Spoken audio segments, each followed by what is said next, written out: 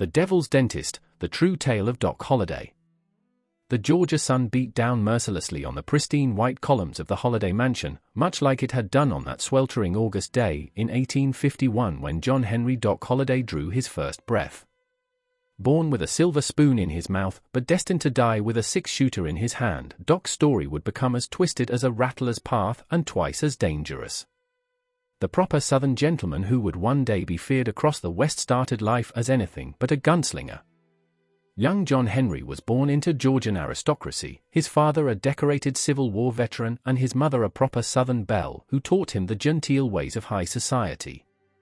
But fate, that cruel mistress, had different plans for the refined young man who seemed destined for a life of respectability. Like a rose growing in fertile soil, young John Henry flourished under the tutelage of his beloved cousin Mattie Holliday. She taught him proper Latin, smooth manners, and the art of refined conversation. But it was his mother's death from tuberculosis when he was just 15 that would cast the longest shadow over his life, a shadow that would stretch all the way to his own tuberculosis-ravaged grave in Colorado decades later. Despite the loss, John Henry pursued education with the same intensity that would later mark his gambling and gunfighting. He graduated from dental school in 1872 at the tender age of 21, becoming one of the youngest dentists in the country. With his quick hands and keen mind, he seemed poised to make his mark in the respectable world of dentistry. But like a tumbleweed caught in a prairie wind, Doc's life was about to take an unexpected turn. Shortly after setting up his dental practice in Atlanta, the diagnosis came like a death sentence: tuberculosis, the same consumption that had claimed his mother. The doctors, speaking in hushed tones like undertakers at a wake, gave him just months to live. They recommended he head west, where the dry air might prolong his life. That recommendation would transform a Southern gentleman dentist into one of the most notorious gunfighters the West would ever know. Doc drifted into Dallas like a storm cloud, bringing with him his dental tools and a new companion: gambling. The card tables proved more lucrative than pulling teeth, especially given his racking cough that drove patients away faster than a rattler in a schoolhouse. It was at these tables that Doc began forging his new identity, dealing cards with the same precision he once used to extract molars. His reputation grew like a prairie fire. Stories spread of the tuberculosis-ridden dentist who could handle a deck of cards like they were extensions of his fingers and a pistol like it was born in his hand. Doc's quick wit was matched only by his quick draw, and his Southern charm made him as dangerous at the poker table as he was in a gunfight. It was during these years that Doc's path crossed with that of Wyatt Earp, a friendship that would become as legendary as the Wild West itself. Their first meeting in Fort Griffin, Texas, was like two thunderclouds colliding. Both men recognized in each other a similar code of honor that set them apart from the common outlaws of the day. When Doc saved Wyatt's life during a bar brawl, their bond was sealed tighter than a drum. The partnership between the tubercular dentist and the lawman would reach its climax in Tombstone, Arizona territory, a silver boom town wilder than a Mustang and twice as unpredictable. By this time, Doc's reputation had grown so fearsome that men would cross the street rather than share a sidewalk with him. His cough, which echoed through saloon halls like a death rattle, served as a warning to those who might cross him. The events leading to the gunfight at the OK Corral unfolded like a Greek tragedy, with Doc playing one of the leading roles. The tension between the law-enforcing brothers and the outlaw cowboys had been building like a thunderhead over the Dragoon Mountains. When it finally broke on October 26, 1881, Doc was right there alongside his friend Wyatt, despite being sick enough to barely stand. The gunfight itself lasted only 30 seconds, but those seconds would echo through Western history like a gunshot in a canyon. Doc, armed with a shotgun and his trademark swagger, stood his ground despite his illness. When the smoke cleared, 3 cowboys lay dead, and Doc's legend grew even larger. As he reportedly quipped afterward, "That was fun." But the OK Corral was just the beginning of the violence. The murder of Morgan Earp and the crippling of Virgil Earp led to what became known as the Earp Vendetta ride. Doc, loyal to the end, rode alongside Wyatt despite his deteriorating health, killing Johnny Ringo and others who had threatened the Earps. His tuberculosis may have been eating away at his lungs, but his determination burned hotter than a branding iron. In his final years, Doc's health declined faster than a card sharp's reputation in an honest town. He drifted through Colorado, his once steady hands now trembling from illness rather than whiskey. The man who had faced down countless enemies was finally being beaten by the one foe he couldn't outshoot or outbluff. When Doc checked into the Glenwood Springs Hotel in 1887, he knew he was making his last stand. The man who had lived by the gun and expected to die by it found himself facing a different kind of death. His famous last words, after looking at his bare feet, were reportedly, "This is funny," a final display of the sardonic wit that had marked his life. Doc Holliday's story is more than just another tale of the Wild West.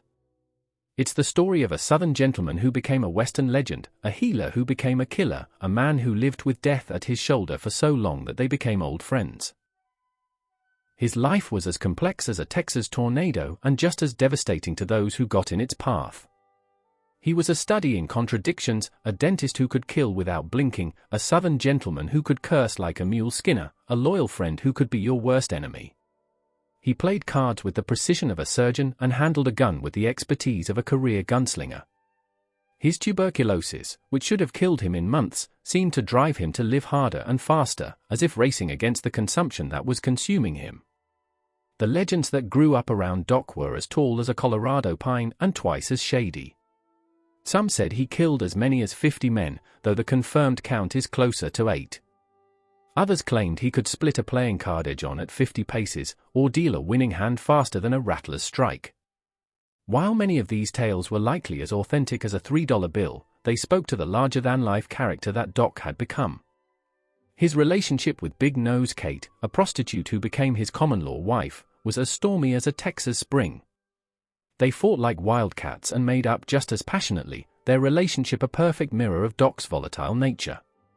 Kate would later say that Doc could be the sweetest man alive or the meanest devil that ever lived, depending on his mood and the cards he was holding. Doc's loyalty to Wyatt Earp was perhaps the most consistent thing about him, besides his cough. When asked why Earp stuck by such a notorious character, Wyatt reportedly said, "Doc was a dentist whom necessity had made a gambler, a gentleman whom disease had made a frontier vagabond, a philosopher whom life had made a caustic wit, a long, lean, ash-blonde fellow nearly dead with consumption, and at the same time the most skillful gambler and the nerviest, speediest, deadliest man with a six-gun that I ever knew." In the end, Doc Holliday's greatest achievement might have been living as long as he did.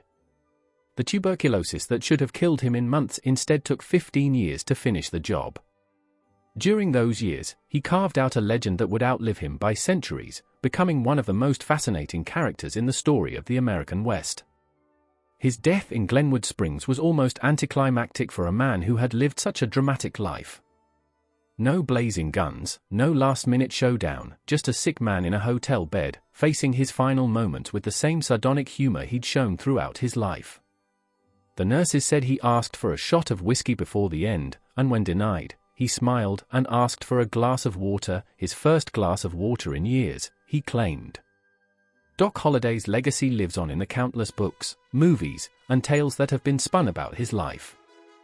He represents something uniquely American, the ability to reinvent oneself, to face death with a smile, and to live life on one's own terms, no matter the cost. He was a Southern gentleman who became a Western legend, a dentist who became a deadly gunslinger, a man who looked death in the face every day and laughed. As the sun sets on the story of Doc Holliday, we're left with the image of a complex man who lived life like he played poker, with calculated risks, nerves of steel, and a knowing smile that suggested he knew something you didn't. His tale is woven into the fabric of the American West, a reminder of a time when legends were made with six-shooters and deck of cards, and when a tubercular dentist from Georgia could become one of the most feared and respected men west of the Mississippi. The epitaph on his grave might read, John Henry Holliday, DDS, but history remembers him simply as Doc, the deadliest dentist the West ever knew, a man who lived fast, died young, and left a legacy as enduring as the mountains that watched over his final resting place. His story, like the man himself, remains a fascinating study in contrasts, a tale that continues to captivate audiences and remind us that sometimes the most interesting stories are the ones that defy easy categorization. In the end, Doc Holliday was like the West itself, wild, unpredictable, dangerous, yet guided by its own peculiar code of honor. His life was a dance with death that lasted far longer than anyone expected, and when the music finally stopped, he faced his partner with the same unflinching gaze he'd shown to so many adversaries across so many smoke-filled saloons. The legend of Doc Holliday, like the spirit of the Old West, refuses to die, remaining as vital and fascinating today as it was when a young dentist first stepped off a stagecoach in Texas, ready to write his name in the blood-soaked soil of American history. The end. Join the adventure with the Western echoes, Cowboy Tales Unleashed. If you're loving our cowboy stories and captivating tales, don't miss out. Hit that subscribe button to stay updated on all our future posts. Saddle up and ride along with us.